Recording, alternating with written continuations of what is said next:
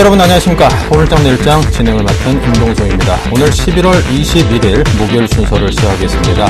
자, 이번 한 주 이제 뭐 얼마 남지 않았습니다. 오늘 장 마감 1시간 정도 남았고요. 내일 하루만 지나면 이번 주 이제 마감을 하면서 11월도 이제 후반으로 접어들게 되는데요.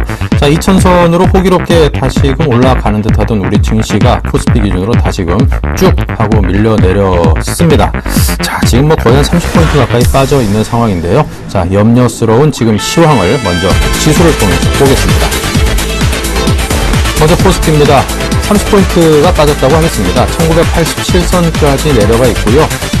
줄곧 계속 내려가기만 하는군요. 1.5% 가까이 빠졌습니다. 투자 주체별로 보면 오늘 외국인들이 다시금 우리 시장에서 굉장히 많이 내던졌죠. 2,100억 원이 벌써 넘었고요. 기관이 700억대의 매물을 내놨습니다. 오늘 뭐 종목별로도 이렇게 살펴보니까 외국인들이 무지막지하게 내던진 그런 종목들이 꽤나 많이 눈에 띕니다. 다음은 코스닥입니다. 4포인트가 빠지면서 500선 간신히 걸쳐있는데요. 네, 기관이 코스닥에서는 좀 팔면서 지수를 끌어내리고 있습니다만 그래도 지금 보다시피 물량 자체가 많지가 않기 때문에 투자 주체별로는 약간 중립적인 성향을 보이는 걸로 해석을 하겠습니다. 원달러 환율은 오늘 4원이 오르면서 1060원대를 넘어서면서 1062원까지 올라가 있습니다. 네, 오늘의 첫 코너 마신 정재훈의 황금마디를 찾아랍니다. 지금 시장 상황이 좋지 않습니다. 자, 이 시장에 대해서 우리 정재훈 멘토께서는 어떤 진단을 내리는지 들어보겠습니다. 어서 오십시오. 안녕하십니까. 네, 시장이 영 안 좋습니다. 네, 상당히 좀 안 좋습니다. 시장 1.5% 이상씩 좀 빠지고 있는 그런 모습들입니다. 결국에는 외국인 쪽과 기관 쪽에서 매도가 출회가 되고 있기 때문이다라고 좀 보셔도 좋을 것 같습니다. 상대적으로 상당히 양매도가 좀 나와주고 있는 그런 모습들이고, 반대로 이제 코스닥 시장 쪽에서는 외국인이 일정 부분은 좀 매수를 해주고 있는 그런 모습들이지만, 일단은 하락을 돌려 세우기에는 좀 부족하다라고 좀 보셔야 될 것 같습니다. 여전히 기관 쪽에서는 코스닥 매도가 지속되고 있는 그런 부분들이 일단 수급적인 요인으로 좀 꼬여있다라고 좀 보셔도 좋을 것 같습니다. 이 부분들을 좀 살펴보게 된다면 전날 미국 시장에서 좀 차익성 매도가 좀 출회가 되는 그런 모습들이었었고요. 중국에 대해서 지표가 좀 안 좋게 나오는 그런 모습들이 나왔습니다. 결국엔 이러한 모습들 때문에 우리나라 시장 금일 같은 경우 조금 더 오버된 그런 조정을 좀 받고 있다라고 좀 보셔도 좋을 것 같습니다. 대부분 이 중국 관련 섹터들, 경기 민감 섹터들이 종목들이 좀 조정을 받고 있다라고 좀 보셔도 좋을 것 같고요. 코스닥 거래소 시장의 시가총액 상위 종목군들 거의 아마도 이 30개까지도 아마도 하락을 해주는 그런 모습들이 좀 보이고 있을 겁니다. 거의 대부분의 종목군들이 하락을 하고 있다라고 좀 보셔도 좋을 것 같고요. 그에 반해서 이제 코스닥 시장 종목군들 같은 경우는 그나마 좀 안전한 그런 모습들이다. 여전히 좀 견조한 모습들을 좀 보이고 있는데요. 시간이 지날수록 일단 하락폭이 좀 더 커지고 있는 그런 모습들이기 때문에 일단은 시가총액 상위 종목군들의 흐름들을 좀 보면서 대응을 해야 된다라고 좀 말씀을 드려보도록 하겠습니다. 결국에는 뭐 시장의 흐름들 한 번에 좀 바닥은 다지고 한 번에 이 외바닥으로는 가기가 힘들다라는 부분을 좀 말씀드렸기 때문에요. 일단 이 부분들은 여전히 이제 조정을 좀 마무리를 어디까지가 바닥에 나올 것인가 이 부분들을 판단을 해야 될 시기다라고 좀 말씀을 드리도록 하겠습니다. 네. 자, 오늘장 특징주. 자, 이런 하락장에서는 또 어떤 종목들이 그나마 빛을 발하던가요? 예, 일단 종목군들 좀 몇 가지 종목군들 좀 보시면서 말씀을 좀 드려보도록 하겠습니다. 특징주에서 항상 좀 자주 가지고 나왔던 그런 종목입니다. 첫 번째 종목으로는 현대위아를 좀 들고 나왔는데요. 현대위아 같은 경우도 지금 현재 흐름들을 좀 보시게 된다면 양호한 모습들이 좀 전개가 되고 있는 그런 상황들입니다. 지금 현재 20만원대를 형성해 주고 난 이후에 신고가의 흐름들을 좀 유지를 해주고 있다라는 부분들, 일단 자동차 부품 섹터들에게는 어느 정도 추가적인 상승 시도가 좀 나올 수 있다라는 부분들입니다. 다만 이제 마디에 대한 목표치가 어느 정도 도달을 해 놓고 있는 그런 상황이다라고 좀 보셔야 될 것 같습니다. 지금 자리대에서는 이제 어느 정도 목표치가 찬 부분들이기 때문에 29만 5천원 자리대가 이탈하는 흐름들이 나오게 된다면 조금 더 조정을 좀 염두를 해둬야 된다라고 좀 말씀을 드려보도록 하겠고요. 두 번째 종목부터 이제 중소형 종목입니다. 삼천리 자전거를 또 들고 나왔는데요. 삼천리 자전거 같은 경우는 좀 보게 된다면 상당히 강한 모습들이 좀 나타나고 있다는 얘기입니다. 들고 나왔을 때도 일단 제안을 해드렸을 때도 정고점을 넘어서는 그런 흐름들이 좀 예상이 될 수 있습니다라는 부분들을 좀 말씀을 드렸었는데요. 수급적인 부분들을 보게 되면 상당히 좀 좋은 모습들이 나타나고 있다는 부분들입니다. 지금 외국계 쪽에서 외국인 쪽의 매수가 상당히 공격적으로 좀 들어와 주고 있다는 부분들, 이 부분들이 이 삼천리 자전거가 상승을 해주는 원동력이다 있다라고 좀 보셔도 좋을 것 같습니다. 뿐만 아니라 이 자전거에 대한 보급률이 일단 우리나라 같은 경우는 좀 많이 떨어져 있는 그런 상황들이기 때문에 추가적인 이 성장성을 좀 기대할 수 있다라는 부분들이 이 삼천리 자전거의 상승 모멘텀이다라고 좀 보셔도 좋을 것 같습니다. 일단 외국인 쪽에서 매도가 출회가 되지 않는 이상은 지속적으로 추세적인 전략이 가능하다라는 부분들 좀 말씀을 드려보도록 하겠고요. 그 다음 종목은 자화전자입니다. IT 부품주들이 약한 그런 모습들을 보이고 있는 반면에 이 자화전자 같은 경우는 가격 조정을 어느 정도 마무리를 짓고 난 이후에 저점과 고점 영역을 꾸준하게 높여주고 있는 그런 모습들입니다. 단기적으로 박스권역을 좀 돌파를 해주고 있는 그런 모습들이 긍정적인 요인이다라고 좀 보셔도 좋을 것 같고요. 마찬가지로 수급적인 흐름들을 보게 된다면 이제는 기관 쪽에서 좀 매수를 해주고 있는 그런 상황들입니다. 결국 IT 부품주들도 중에서도 핵심적인 그런 종목군들 같은 경우라면 차별화가 좀 진행이 될 수 있는 그런 과정이 일어날 수 있다라고 좀 보셔도 좋을 것 같습니다. 금리 같은 경우도 3%대의 상승을 좀 해주는 그런 모습들을 놓고 봤을 때는 약 한 25,000원 정도대까지도 추가적인 상승 시도가 충분히 좀 나와줄 수 있다라고 좀 보셔도 좋을 것 같습니다. 결국 이렇게 수급이 좀 좋은 종목군들 위주로 접근을 하는 게 좋겠다라고 좀 말씀을 드려보도록 하겠고요. 마지막 종목은 서원인텍입니다. 서원인텍도 최근 들어 상당히 좀 견조한 그런 모습들이 나타나고 있는 그런 종목입니다. 서원인텍도 마찬가지로 일단 지금 자화전자보다는 조금 더 안전한 그런 모습들이 나타나고 있는 그런 상황들이고요. 고점 대비했을 때도 크게 하락을 했던 그런 모습들은 나타나고 있지가 않습니다. 많이 밀려 내려오긴 했지만 일단 상당히 좀 이 IT 부품 섹터들 중에서는 견조한 모습들이 좀 나타나고 있다라는 부분들, 그리고 과거에 형성되어 있던 고점을 넘어서는 그런 모습들이 나타나고 있고, 그 사이에서는 이 고점권역을 현재 지지를 해주고 있는 그런 모습들이 나타나고 있습니다. 결국에는 이러한 흐름들이 일단 이어지게 된다면 추가적인 상승 시도가 좀 나와줄 수가 있을 것 같은데요. 이 부분들을 좀 살펴보게 된다면 IT 부품 섹터 중에 내년도에 봐야 될 부분들은 일단 스마트폰이 아니라 태블릿 PC 쪽입니다. 이 태블릿 PC 쪽에 어느 정도 강한 그런 기업들 같은 경우라면 추가적인 상승 시도가 나올 수가 있는데, 이 서원인텍도 마찬가지로 태블릿 PC에 대한 성장성을 좀 봐야 된다라고 좀 말씀드리도록 하겠습니다. 네. 자, 이렇게 종목들에 대해서 쭉 살펴봤는데요. 자, 이 가운데 이제 가장 두각을 나타낸 종목이라면 삼천리 자전거일 겁니다. 벌써 추천하시고 나서 목표가 달성을 가뿐하게 이뤄냈거든요.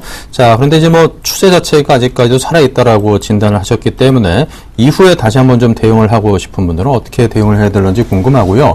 한 가지 좀 개인적으로 궁금한 게 이제 자전거 보급률이 우리나라가 그다지 높지 않다라고 말씀을 하셨는데, 이게 길거리 가다 보면 이게 막 여기저기 막 매달리는 게 자전거인 것처럼 보입니다. 제 생각에는.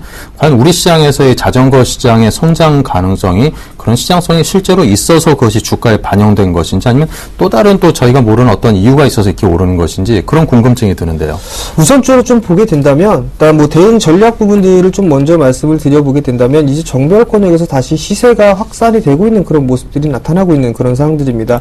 일단 우선적으로는 단기적으로 추세 대응을 좀 해야 되는 부분들이다라고 좀 말씀을 드려보도록 하겠고요. 일단 정고점 권역이기 때문에 일단 조정을 좀 받는 흐름들이 나타나게 된다면 일단 눌림목 매수 포인트를 좀 잡아봐야 되는데요.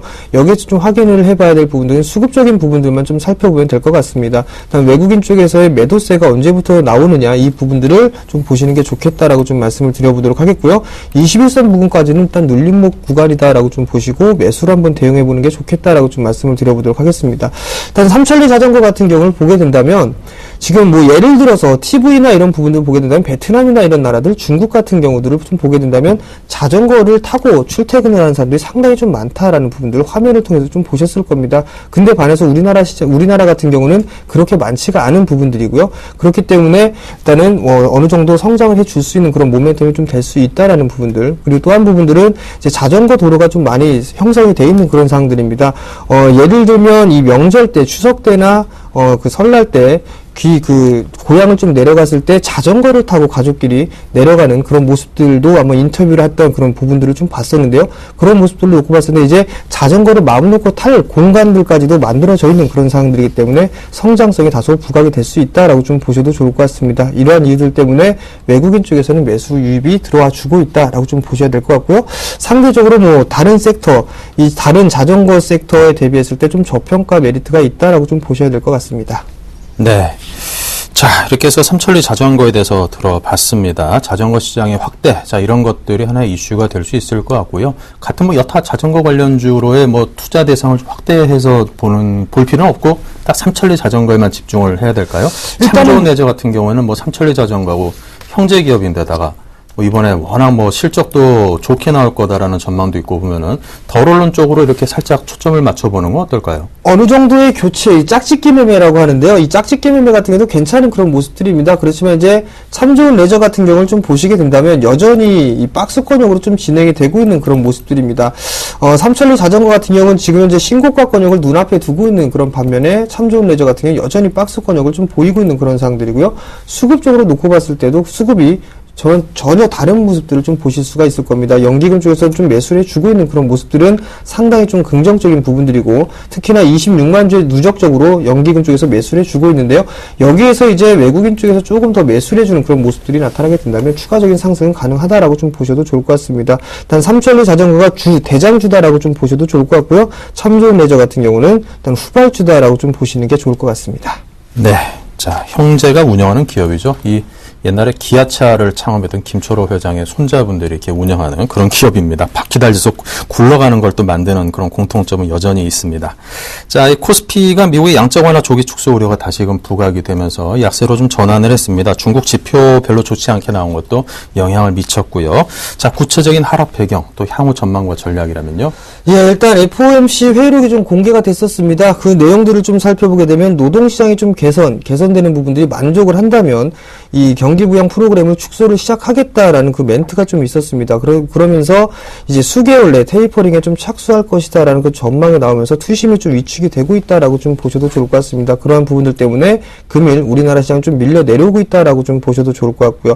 일단 전날에도 좀 말씀을 드렸지만 일단 외바닥보다는 이중바닥을 좀 형성해주는 그런 모습들이 나타날 것이다라는 부분을 말씀을 드렸을 겁니다. 여기에다가 중국에 대한 지표까지도 좀 안 좋게 나오는 그런 모습들이 나오면서 일단 시장이 하락폭을 좀 키우고 있다라고 좀 보셔도 좋을 것 같습니다. 자, 잠깐 화면을 좀 보시면서 좀 말씀을 드려보도록 하겠는데요. 우선적으로 좀 보게 된다면 중국 시장하고 우리나라 시장하고 상당히 좀 예민하게 좀 반응을 하고 있다라고 좀 보셔도 좋을 것 같습니다. 중국 시장이 바닥을 좀 다지고 난 이후에 지금 반등의 좀 시그널이 나와주고 있는 그런 모습들이고요. 일단 지표가 금일 안 좋게 나오면서 1%대 하락을 좀 보여주고 있는 그런 상황들입니다.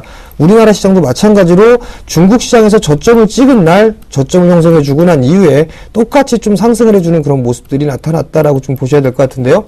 여기에서 이제 우리나라 같은 경우는 어느 정도 이 조정을 좀 받고 있는 그런 상황들입니다. 지금 현재 상황으로 좀 보게 된다면 우선적으로 지금 자리대에서 매도를 할 필요성은 없다라는 얘기입니다. 어느 정도 절반의 되돌림이 나왔을 때는 이중바닥을 형성할 것이다라는 부분들을 좀 말씀을 드렸었기 때문에 단기적으로 좀 매도를 해야 되는 부분들이고, 이 자리대에서는 지금 현재 자리대 매도를 하는 것보다는 어디에서 매수를 할 것인가를 좀 찾아야 될 시점이다라고 좀 보셔도 좋을 것 같습니다. 즉 진바닥이 어디에서 형성이 될 것인가를 찾는 과정이다라고 좀 보셔도 좋을 것 같은데요. 지금 현재 1990포인트대 거래가 되고 있는 그런 상황들입니다. 지금 90포인트 부근대가 일단 11선과 그리고 61선, 수급선이 좀 자리를 하고 있는 그런 상황들인데요. 종가상 이 자리대를 안착해주는 흐름들이 나타나지가 않는다라면 아마도 많이 밀려 내려가면 최근에 형성돼 있던 저점입니다. 약 한 1960 정도 때까지도 일단 열어놓고 좀 봐야 된다라고 좀 말씀을 드려보도록 하겠고요. 지금 실제적으로 오늘 금일 저가가 1984포인트입니다. 이 자리대에서부터는 매수를 가담한다라고 하더라도 물려서 손실을 보거나 그러지는 않을 겁니다. 즉 만약에 지수상으로 보게 된다면 코덱스 레버리지나 이런 종목군들 분할 매수 포인트를 좀 잡아보게 된다면 이 자리대에서 물린 구간은 아니다라고 좀 말씀을 드려보도록 하겠고요. 매도 포인트를 찾는 게 아니라 매수 포인트를 찾는 과정을 밟아야 된다라고 좀 말씀드리겠습니다. 네. 자, 그리고 오늘 중국 제조업 지수 예상치 하향 수치를 발표를 해서 시장에 상당한 실망감을 줬습니다. 하지만 4개월 연속 또 기준선 50을 넘었기 때문에 경기 확장세를 이어가고 있다는 점에서는 또 최악의 그런 수치로 볼 필요는 없는 상황이거든요. 자, 이와 관련한 진단을 듣고 싶습니다. 예, 일단 우리나라 시장 같은 경우도 뭐 상당히 좀 등락이 큽니다. 일단 내적인 요인보다는 외적인 요인들이 좀 상당히 크다라고 좀 보셔도 좋을 것 같습니다. 일단 중국의 PMI 지표가 50.4를 기록을 했고 예상치를 하회하는 그런 모습들이 나타났습니다. 그러면서 우리나라 시장도 밀려 내려오고 있는데요. 다소 이제 성장에 대한 모멘텀이 좀 다소 약화가 되고 있다라는 중국 쪽의 애널리스트의 좀 보고서가 좀 나오는 그런 모습들도 있습니다. 그렇지만 7개월 내에서 두 번째로 높은 지표가 나왔다라는 부분들, 이 부분들이 일단 위안거리를 좀 삼을 수 있다라고 좀 보셔도 좋을 것 같습니다. 좀 더 안 좋은 부분들은 11월 달 신규 수출 주문 지수가 49.4로 하락을 하고 있다라는 부분들, 수출이 좀 줄어들고 있다라는 부분들입니다. 다소 좀 위축이 되고 있다라는 부분들을 놓고 볼 수가 있을 것 같은데요. 중국에 대한 이러한 부분들 때문에 우리나라 시장은 직접적인 영향을 좀 받을 수밖에 없다라고 좀 보셔도 좋을 것 같습니다. 우리나라 시장 같은 경우는 중국에 대해 수출하는 비중이 좀 상당히 큰 상황들입니다. 두 번째 국가가 미국인데요. 미국보다 거의 2배 이상 높은 수출을 중국 쪽에다 좀 진행을 하고 있는 그런 상황들입니다. 중국 쪽에서 어느 정도 경기가 회복이 되는 그런 모습들이 보이게 되려면 수출이 좀 증가가 돼야 되는 그런 모습들이 나타나야 되는데요. 지금 이제 수출에 대한 부분들은 줄어드는 그런 위축이 되고 있는 그런 상황들이기 때문에 우리나라가 좀 더 밀려 내려온다라고 좀 보셔도 좋을 것 같습니다. 향후에도 이제 중국 지표에 대한 영향이 좀 많이 받을 것이다라고 좀 보셔도 좋을 것 같습니다. 그렇기 때문에 미국 시장보다는 중국 시장을 좀 보면서 일단 대응 전략을 짜는 게 좋겠다라고 좀 말씀드리겠습니다. 네. 자, 그리고 이제 금값이 4개월 내 또 최저치를 기록을 했습니다. 양적 완화 정책에 따른 하고 안 하고 빠르고 늦고 그에 따라서 이제 금값 같은 것은 상당한 영향을 받을 수밖에 없으니까요. 자, 이에 따라서도 고려아연이 약세를 보이고 있다고 하는데 관련주 보유하고 있는 투자자들 어떻게 볼까요? 예, 일단은 이 기술적인 차트의 흐름들을 좀 보시게 된다면 고려아연 같은 경우는 좀 역배열 종목 상황으로 좀 진행이 되고 있는 그런 상황입니다. 역배열 종목군들로 좀 진행이 되고 있는 그런 상황들이기 때문에 일단 많이 좀 밀려 내려올 수밖에 없다라고 좀 보셔야 될 것 같습니다. 즉 지금 이 시장의 흐름들을 좀 보게 된다면 정배열 종목군들이 더 움직이는 그런 상황들이 나타나고 있고, 그리고 역배열 종목군들은 상승을 하지 못하는, 즉 차별화의 모습들이 좀 나타나고 있다라는 부분들, 이 부분들 코멘트를 좀 맞춰야 된다라고 좀 보셔야 될 것 같습니다. 원자재 가격이 지금 자리대에서부터 약 15% 더 추가적으로 밀릴 수 있다라는 그런 얘기, 보고서까지가 좀 나와주고 있고, 금값이 하락을 하면서 고려아연까지 영향을 좀 받고 있는 그런 모습들인데요. 고려아연의 좀 차트를 보시게 된다면 저점을 이탈해주는 그런 모습들이 지속적으로 좀 나타나고 있다라는 얘기입니다. 결국 최근에 형성돼 있던 8월 달에 형성돼 있던 지금 저점인 27만원대까지도 밀려 내려올 수 있는 그런 부분들인데요. 이 흐름들을 좀 보게 된다면 만약에 27만원짜리대가 이탈되는 흐름이 나오게 된다면 우선적으로 하락 N자형의 모습들로 아마도 26만원대까지도 충분히 되밀릴 수 있다라고 좀 보셔도 좋을 것 같습니다. 즉 지금 현재 기술적인 흐름을 좀 보게 된다면 5일선을 상당히 좀 저항으로 작용을 하고 있는 그런 상황들이기 때문에 이제 좀 더 밀려 내려가게 되면 낙폭과대로 좀 진입이 된다라는 부분들입니다. 결국 지금 자리대에서 매도를 하는 그런 부분들보다는 반등 시에 매도하는 전략이 조금 좋겠다라고 좀 말씀을 드려보도록 하겠고요. 종목군들 좀 접근을 하는 데 있어서는 일단은 역배열 종목군들보다는 정배열 종목군들로 위주로 좀 보는 게 좋겠다라고 좀 말씀드리겠습니다. 네, 알겠습니다. 자, 그리고 이제 연말연시 다가오면서 연말연시 수혜주에 대해서 관심이 상당히 높습니다. 대표적인 게 아무래도 이제 배당 관련주하고 그리고 이 소비 관련주 이런 것들이겠죠. 근데 미국의 블랙 프라이데이 최대 소비 시즌으로 꼽히고 있죠. 자, 이게 얼마 안 남은 상태이기 때문에 이와 관련된 수혜주 좀 찾아봐야겠다 이런 노력을 해볼 만한데요. 예, 최근 이 흐름들 견조한 모습들이 좀 나타나고 있는 종목군들 위주로 좀 보면 되지 않을까라는 좀 생각을 하고 있습니다. 대부분 이제 이 소비 시즌이 좀 진행이 되게 되면 대표적으로 IT 섹터들을 좀 위주로 많이 나오고 있는데요. 금일 같은 경우에 흐름들을 좀 보게 된다면 삼성전자에 대해서 약한 그런 모습들이 나타나고 있습니다. 여전히 IT 쪽 그리고 보게 된다면 의류 쪽 섹터를 좀 보시는 게 좋겠다라고 좀 말씀을 드려보도록 하겠고요. 하나 더 하게 된다면 자동차 쪽 섹터를 보셔도 괜찮을 것 같다라고 좀 말씀드리도록 하겠습니다. 자, 여기서 이제 IT 섹터를 좀 보게 된다면 그래도 뭐니 해도 삼성전자를 꼽으실 겁니다. 근데 삼성전자 아직까지 리스크적인 요인은 하나가 지금 현재 남아있는 그런 상황들입니다. 그게 애플과에 대해서 어떻게 결과가 나올 것이냐, 이 부분들이 삼성전자에는 어느 정도 리스크로 좀 작용할 것이다라고 좀 보셔야 될 것 같고요. 만약 그렇게 된다면 다른 쪽 섹터들을 좀 보실 수가 있을 것 같은데요. 의류 쪽 섹터는 그나마 좀 괜찮지 않을까라고 좀 말씀을 드려보도록 하겠습니다. 자, 우선적으로 종목을 선택했을 때 외국인 쪽에서 매수를 해주고 있는 그런 종목군들 위주로 좀 보시는 게 좋은데요. 일단은 대표적으로 한세시력 같은 경우는 미국에 대한 의류 브랜드입니다. 갭이라는 상표가 있는데요. 일단 OEM 방식으로 현재 수출을 좀 진행을 하고 있는 그런 상황들입니다. 그렇게 됐을 때 한세시력은 좀 괜찮은 그런 모습들이고요. 실적 또한 마찬가지로 상당히 좋게 나오고 있는 그런 모습들, 그리고 4분기 때는 추가적으로 더 실적이 좋을 것으로 예상을 하고 있습니다. 그 부분들 때문에 현재 한세실업이 상당히 좀 양호한 흐름들이 나타나고 있다라고 좀 보셔도 좋을 것 같고요. 거기에 따라서 다른 종목군들을 좀 보시게 된다면 영업무역 같은 종목군들도 볼 수가 있을 것 같습니다. 영업무역 같은 경우는 나이키죠. 스포츠 의류 나이키에서 나이키를 OEM 방식으로 현재 지금 수출을 하고 있는 그런 부분들입니다. 여전히 이러한 부분들 때문에도 일단 추세적인 상승은 좀 나올 수 있는 그런 상황들이고, IT 섹터 같은 경우는 삼성전자에 대한 어느 정도 리스크적인 요인이 있다라면 SK 하이닉스나 이런 종목군들을 보셔도 괜찮을 거다. 즉 일단은 4분기 때의 실적도 괜찮은 부분들이지만 내년 시장에도 좀 괜찮은 부분들이기 때문에 이러한 종목군들 위주로 보시는 게 좋겠다라고 좀 말씀드리겠습니다. 네. 자, 이 추천하였던 삼천리 자전거에 대해서는 저희가 집중적으로 앞에서 살펴봤기 때문에 그에 따른 AS는 그걸로 가름을 하도록 하고요. 바로 그냥 369% 도전에 들어가도록 하죠. 어떤 종목으로 몇 %입니까? 일단 제가 금일 제안을 해드릴 종목은 이지바이오입니다. 이지바이오 여전히 지금 이 사료 관련 섹터들이 좀 괜찮은 흐름들이 나타나고 있는 그런 상황들입니다.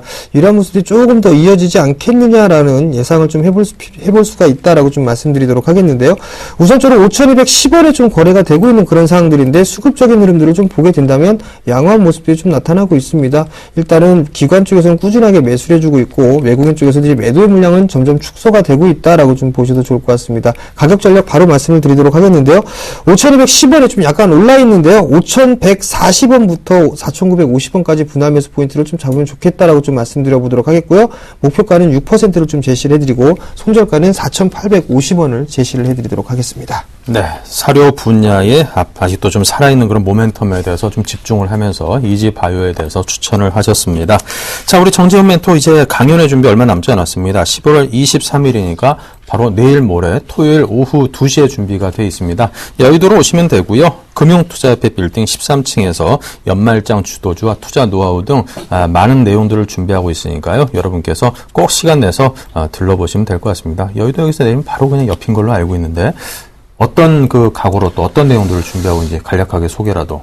예, 일단 4분기에 대한 주도주에 대해서 좀 말씀을 드리도록 할 거고요. 그 다음에 제가 10년째 쓰고 있는 노하우가 좀 있습니다. 연말 시장하고 연초 시장에 꼭 필요한 부분들이 두 가지 방법이 있는데요. 그 두 가지 방법을 이번에 좀 많은 분들께 알려드리도록 하겠습니다. 네. 간 맛있는 것도 줍니까? 예, 아마도 있을 겁니다. 따뜻한 커피 준비해 놓고 있겠습니다. 네. 좀 씹어야 맛인데 씹을 것도 꼭 준비해 주시기 바랍니다. 예, 정재훈 멘토와 지금까지 함께했습니다. 감사합니다.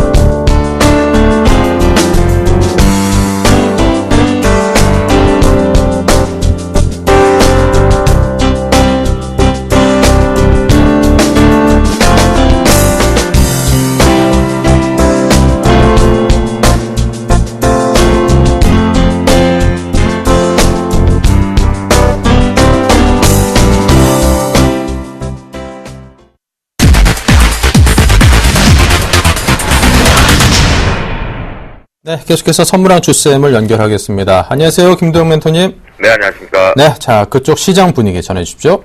네, 일단 전체적으로 오늘도 역시 지난주는 수요일날 그런 발생이 좀 나왔었죠. 그런데 오늘 또 역시 힘이 없는 상태에서 계속 줄줄이 밑으로 계속 흘러갑니다. 무슨 계곡물도 아니고요. 계속 흘러가는데요. 오늘 일단 그 속에서 상당히 지금 파생하시는 분들, 조금 내공을 많이 쌓여 계시는 우리 시청자분들과 애널리스트 모두 다 조금은 당황할 수밖에 없는 이유는 미결제가 감소되고 있는 상황 속에서 정확하게 팩트를 해석하고 있는 분들은 어설프게 말고요. 부분을 하고 계시는 분들은 조금 미결제가 감소되면서 위축되고 있는 부분의 원인들을 찾아내고 계실 텐데요. 분명한 진실 속에서 제대로 해석을 하고 계시는 분들은 이것이 베이시스를 통해서 바스켓 비우기, 즉 다음 주 정도에 일부 쪽에서 특히나 현물 쪽에서의 정관 변경 쪽들이 일부가 나타날 건데요. 그에 따른 바스켓을 비우기 작업이 아닌가, 그렇게 지금 아마 많이들 해석하고 계실 것 같습니다. 역시 저 역시도 그렇게 해석을 하고 있다라고 말씀을 좀 드리도록 하겠고요. 현재 우리나라 시장 같은 경우 과도하게 빠지고 있는 것은 정확히 맞습니다. 그런데 이 부분이 미국 쪽 증시에 이제 만기 이벤트도 하나 걸려 있는 상황에서 어제 FOMC 결과치를 가지고 다른 해석론들이 좀 나와 있는데요. 또한 ECB 쪽에서 기준금리 자체를 마이너스권 쪽까지 가겠다. 이건 역발상으로 하나만 좀 짧게 말씀드리면 전반적으로 오히려 경기 둔화 쪽을 언급하고 있는 시사라는 바이다라고 보시면 좋겠습니다. 그래서 외국인들의 수급이 현 선물에서 다 위축되었는데요. 현재 기준치의 수급도 위축되었고 현물 하락에 따른 원화의 하락이 계속 지속됩니다. 그 주도는 외국인들이 하고 있지만 기관계 쪽인 금융투자와 투신 쪽이 투신 적태도 누적 포지션을 매수로 조금 스위칭하고 있다는 것은 일단 이번 주는 조금 위축될지 몰라도 다음 주 정도에 하방 브레이킹 자리, 즉 저가 공포 매수 자리는 분명하게 한번 나올 위치를 타진해는 우리가 매력 구간을 다시 한번 으쌰으쌰 해야 될 자리가 나오지 않나, 그렇게 판단을 하고 있는데요. 역시 그것이 마지막 바닥권으로 저는 판단을 하고 있는 상황입니다. 그래서 외국인들 나홀로 매도가 확대되고 있다라고 말씀드리겠고요. 옵션 쪽의 추이는 조금 중요하진 않는데요. 프로그램 쪽이 좀 중요할 것 같습니다. 이렇게 차익 쪽에서마저도 베이시스가 백오된 상태 얕은 백오로 들어오면서 마이너스 0.30대 부분에는 프로그램 차익과 비차익 모두 다 매도 유발할 수밖에 없다라고 말씀드렸는데, 이것이 지금 시장의 발목을 잡고 있는 형국이다라고 말씀드리겠습니다. 자, 마지막 수급에서 우리가 대응 전략으로 체크해 보셔야 될 거는요, 바로 외국인들의 매도 포지션의 축소 여부를 좀 확인하겠습니다. 그런데 현재 지금 6천억대 부근에서 6,400억대까지 들어갔던 부분이 다시 제자리 원점으로 좀 가고 있는 상황이거든요. 최대 오늘 맥스 같은 경우는 6,800억 정도입니다.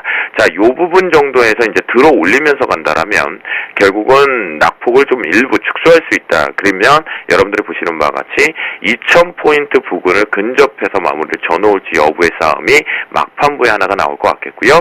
자, 고관점에서 축소가 나온다고 한다면 기술적으로는 분명히 매수 타이밍을 마지막 공포 매수 자리는 하나를 짧게 대응할 수 있을 겁니다. 하지만 현재의 기준에서 신호등 자체의 로직도 상당히 위축되어 있는 상태에서 하방을 계속 원웨이 쪽으로 속임수와 함께 내려오고 있는데요.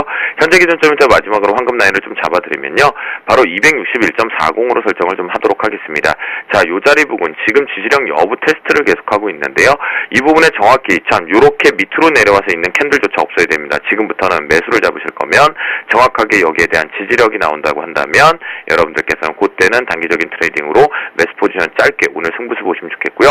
절대 매수는 오버나잇 하지 마시기 바랍니다. 미국은 어제 오후장부터 만기 이벤트 준비 시작되었다라고 말씀드리니까요. 이 부분 저항대 그리고 종가상 올라가는지 여부를 보시는데, 올라간다라면 오늘 일부 선반영은 우리나라에 반영되었다. 만약 올라가지 못한다라면 일부 선반영도 못했다. 내일 핑계김에 미국 증시와 유럽 증시와 동반해서의 또다시 하락과 상승을 반복하게 될 것이다 라고 보시는 것이 좋을 것 같겠습니다. 네, 알겠습니다. 선물시장에 대한 점검을 해봤습니다. 지금까지 김도영 멘토였습니다. 감사합니다. 네, 감사합니다.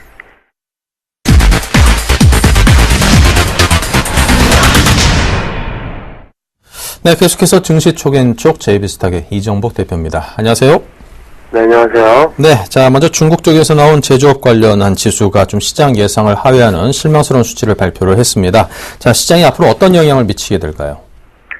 네, 중국 제조업 이제 PMI 지수 잠정치가 나왔죠. 50.4 정도 기록을 하면서 4개월 만에 하락으로 돌아섰습니다. 그리고 이제 위안화가 최근에 좀 강세를 기록을 하고 있는데, 금리 상승과 함께 대외 수요가 이제 회복이 미진한 것이 좀 주요 원인으로 꼽을 수가 있고요. 이제 생산이 홀로 반등하면서 이제 재고 부담 우려가 증가하고 있고, 화학, 철강, 기계 등 중국 관련주에 대한 투심이 악화되는 그런 영향을 이제 최근에 좀 끼치고 있는 것이 아닌가 생각을 하고 있습니다. 네. 자, 이제 뭐 올해도 이제 한 달여밖에 남지 않았습니다. 금방 이제 12월 될 텐데요. 아무래도 이제 내년 장에 대해서 궁금합니다. 긍정적인 장이 펼쳐질 수 있을지 어떻게 내다보십니까? 네, 지금 현재 좀 불안한 장세가 이어지고 있고요. 이제 코스피 같은 경우는 어느 정도 오늘 하락은 예상이 된 부분이 있지 않은가. 최근에 좀 급등을 한 부분이 있고 단기 이제 이평을 좀 깬 다음에 기술적 반등을 단기간에 좀 한 거기 때문에 빠지는 걸 좀 볼 수가 있고요. 이제 분위기 전환용 이벤트나 이제 재료가 없는 상황에서 이제 연말 소비 시즌에 대한 기대감은 조금 있는 상황이고요. 다음 주 블랙 프라이데이가 시작이 되면서 연말 쇼핑 시즌이 본격적으로 도래가 되면서 IT 수출 비중 높은 IT나 이제 의류 업종 연말 소비 시즌에 대한 수혜를 좀 볼 수 있을 거로 보고 있고, 이제 뭐 삼성전자, 뭐 SK 하이닉스, 한세실업, 뭐 영환무역, 신성통상 이런 종목들이 수혜주로 좀 볼 수가 있겠습니다. 하지만 지금 코스닥 지수 같은 경우는 그나마 오늘 외국인들이 코스닥 지수는 매도는 하지 않고 있다는 점, 매수는 아닙니다. 이제 매도는 하고 있지 않고 외국인들이 코스닥에 대해서 조금 투자 비중을 늘리지 않을까 생각을 하고 있습니다. 보통 통상적으로 코스피가 일방적으로 올랐을 때 코스닥이 일방적으로 하락했을 때는 또 이제 코스피가 조정을 본격적으로 받을 때는 투자 자금 자체가 코스닥으로 전부 몰리는 상황이 올 수가 있기 때문에 지금 오히려 코스피 종목을 매도해서 코스닥으로 갈아타는 전략도 괜찮지 않을까 생각을 하고 있습니다. 네.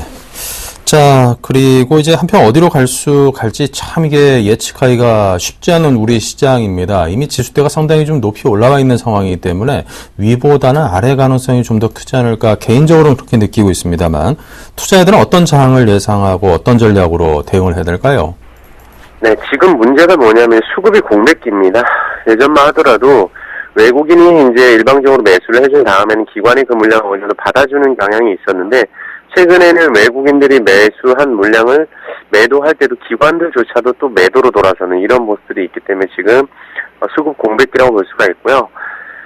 다만 박스권 장세는 조금 나올 수 있지 않을까 생각을 합니다. 2000선을 이제 어느 정도 지지 라인을 구축을 할 수 있다고 보고 있는데 하지만 이 구간 이탈되면 조금 더 하락이 깊어질 수가 있습니다. 왜냐하면 중국 관련주라든지 아니면은 최근에 많이 올랐던 화학주, 태양광주 여러 가지 종목들 자동차주부터 해서요. 그래서 환율 자체가 하락을 하고 있기 때문에 아무래도 외국인들이 적극적으로 매수하기에는 지금 환율이 부담입니다. 그래서 지금 장은 어쨌든 개별적으로 모멘텀을 보유한 종목이나 기술적으로 무너지지 않은 종목 아니면 단기 트레이딩 전략이 여전히 유효하겠다고 말씀드리겠고요.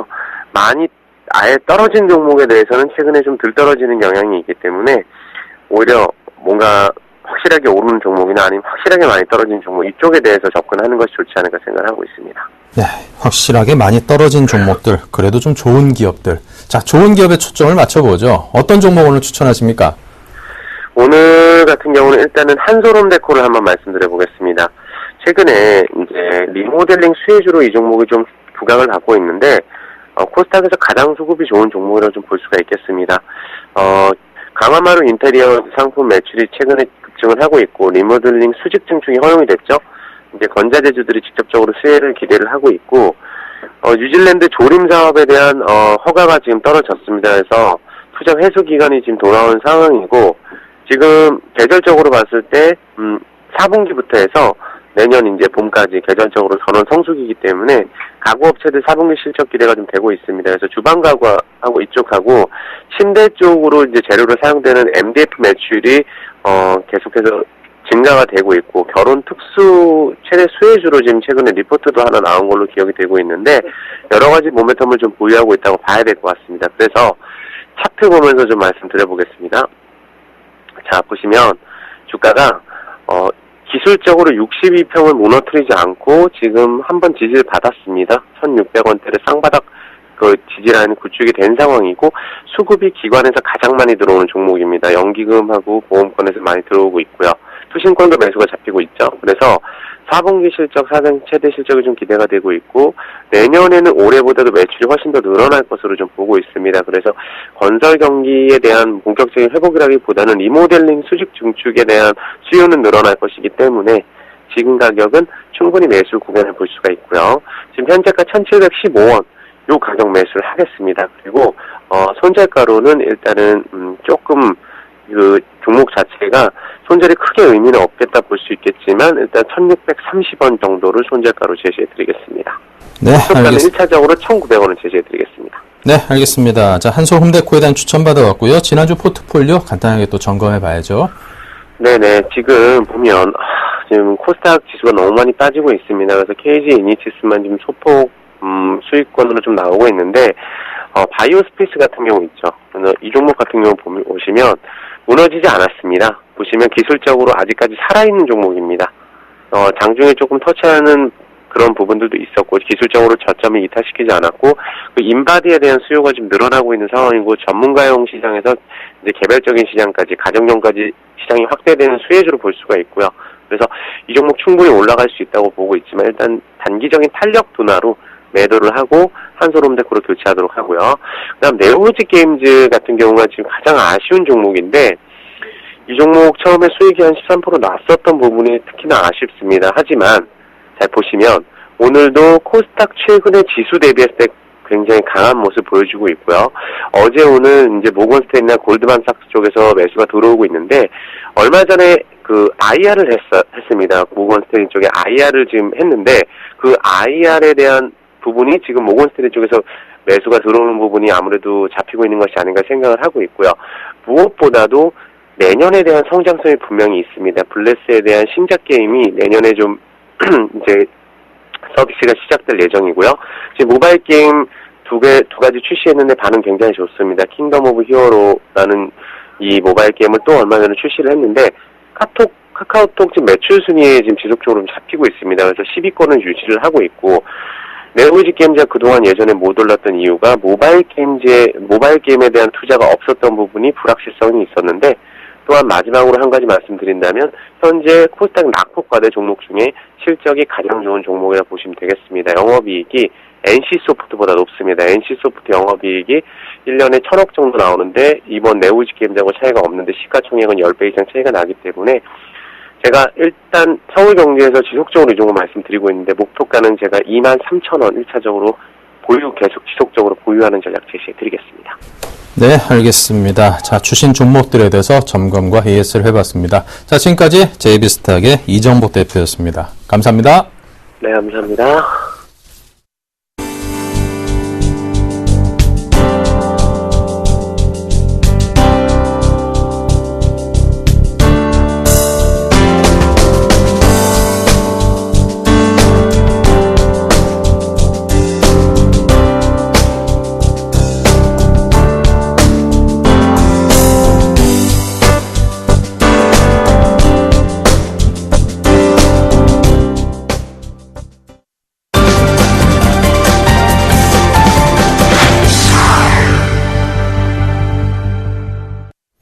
네, 시장 상황이 워낙 어렵다 보니까 전문가분들도 많이 대응하기가 좀 힘이 드시나 봅니다. 이정복 대표님이 목소리에 참 간만에 좀 힘이 없으시더라고요.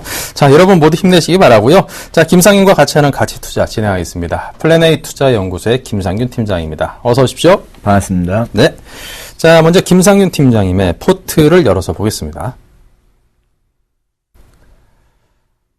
네, 지금 현금 비중은 똑같이 35%입니다. 종목은 한양ENG 25%를 필두로 해서 나머지 4종목이 10%씩을 차지하고 있고요. 네, 전체 포트 수익률 별로 흔들리지 않습니다. 시장은 많이 빠졌더라도 이 포트의 수익률은 지난주에 48%였던 것 같은데 오늘 46%, 그저 한 2% 정도 소폭밖에 움직이지 않습니다. 안정적으로 수익권을 잘 유지하고 있고요. 어버브 반도체 61% 수익, 그리고 위닉스의 48% 수익이 눈에 확 들어옵니다. 네, 이 종목들에 대한 AS를 해보겠습니다.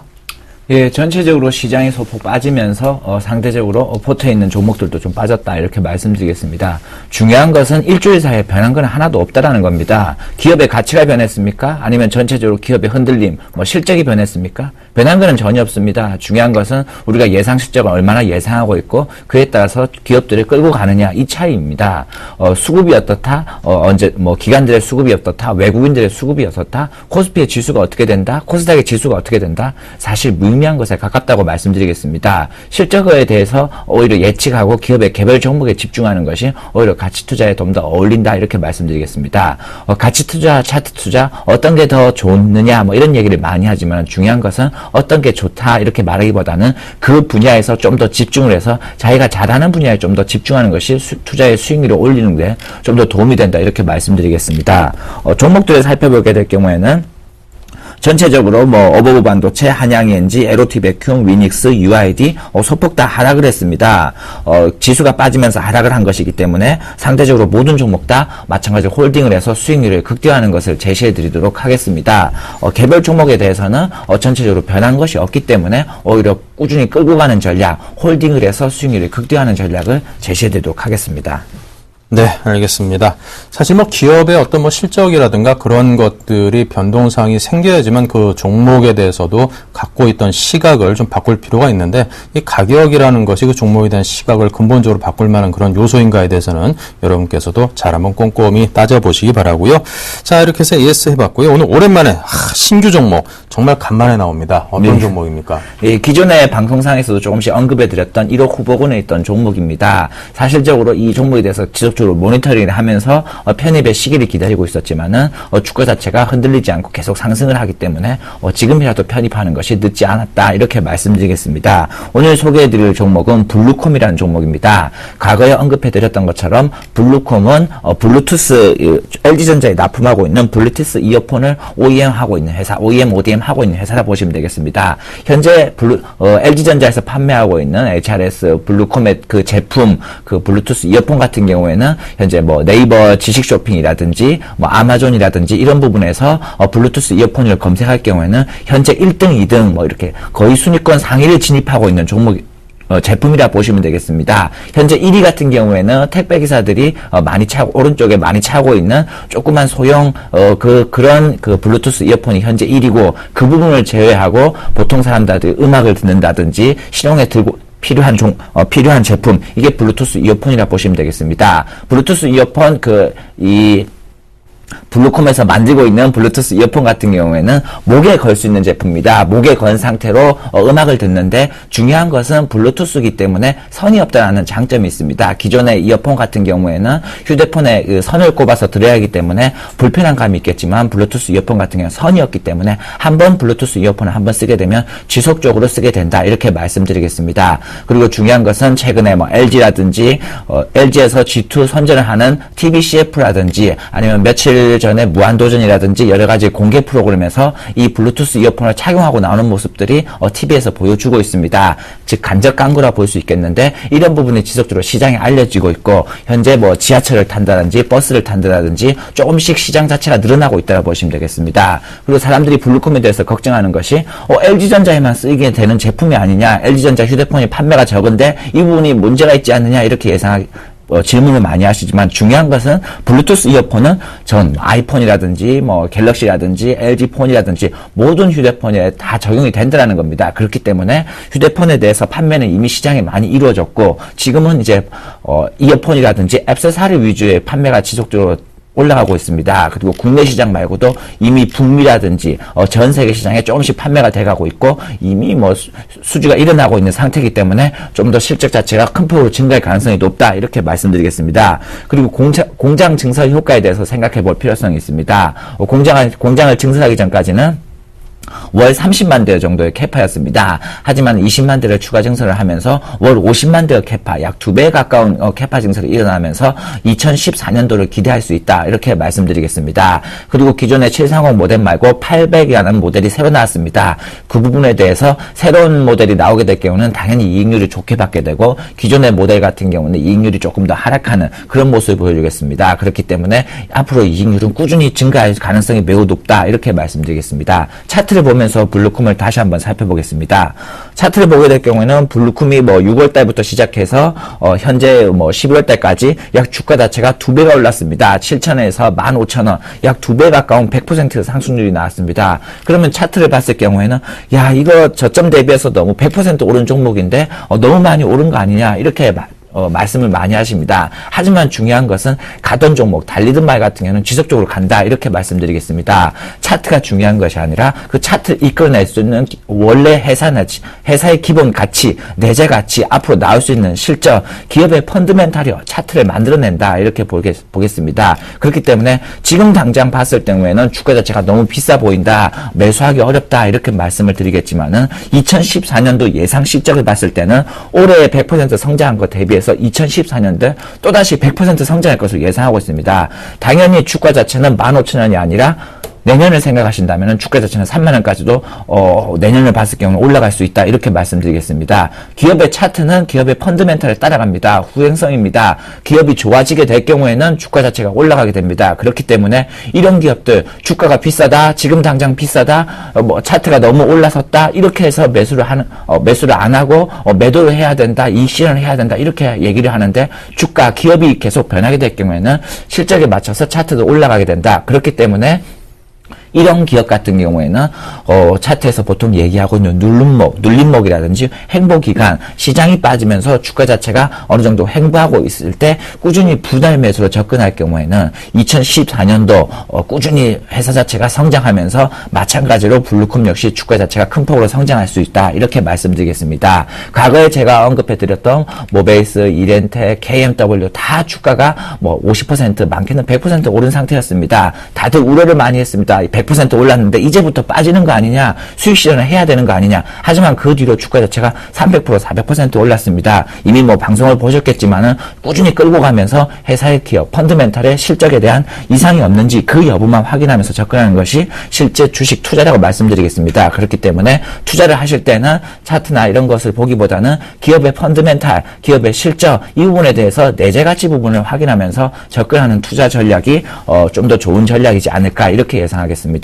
최근에 시장이 많이 폭락을 했습니다. 코스피라든지 코스닥이라든지 최근에 하락이 많이 나오고 있습니다. 하지만 중요한 것은 시장의 흔들림보다는 시장이 빠질 때 오히려 더 좋은 종목들을 더 싸게 살 수 있는 기회다라고 생각하시고 기존에 관심을 가지고 펀드멘탈이 우수한 종목을 시장이 빠질 때마다 분할 매수로 접근하는 전략이 유효할 것 같습니다. 제가 언급해드렸던 위닉스라든지 어부반도체, UID 계속 언급해드리는 종목들은 내년도에 실적이 좋아질 것으로 예상하고 있고 2015년도도 지속적으로 좋아질 것으로 예상하고 있습니다. 오히려 이런 종목들 같은 경우에는 위닉스 지금 50% 이렇게 올랐다고 해서 비싼 게 아닙니다. 내년을 봤을 때는 또다시 저는 100% 이상 오를 걸 예상하고 있기 때문에 꾸준히 홀딩하고 수익률이 극대화하는 전략을 제시하는 겁니다. 이런 종목들 꾸준히 관심을 가지면서 많이 하락할 때마다 꾸준히 분할 매수로 접근하는 전략이 유효할 것 같습니다. 네, 알겠습니다. 자, 블루콤 그럼 가격대에 대해서 정확하게 좀 잡아주시고요. 보유기간 얼마 정도나 갖고 하면 따블 될까요? 예, 현재 매수 가격 같은 경우는 오늘 종가 기준으로 매수를 하고 1차적으로 목표가를 18,000원을 제시해드리고 하겠습니다. 18,000원에 도달했다고 해서 바로 매도를 한다 이것이 아니라 그때 시장 상한가, 수급 그리고 펀드멘탈 여부를 확인하면서 지속적으로 수익률을 극대화하는 전략을 제시하겠습니다. 그리고 내년도 1분기, 2분기 실적이 나오고 나서 올해 실적보다 좋아질 거 예상하게 될 것을 예상하기 때문에 실적이 나오는 것을 보면서 내년도 상반기 정도면 상반기를 넘어서서 하반기 들어설 때면은 충분히 더블 정도 가지 않을까 이렇게 예상할 수가 있겠습니다. 네, 알겠습니다. 자, 이렇게 해서 김성희 팀장이 오랜만에 또 여러분께 제시해 주신 추천주 블루콤이었습니다. 이 블루투스 되게 편할 것 같은데 저기 선이 이게 맨날 하다 보면 되게 불편하더라고요. 항상 일상생활에서 소비자에게 와닿을 수 있는 제품을 만드는 기업이 좋은 기업이죠. 한번 기대를 해보겠습니다. 자, 그럼 최종 포트에 대해서 다시 한번 간단히 정리를 하겠습니다.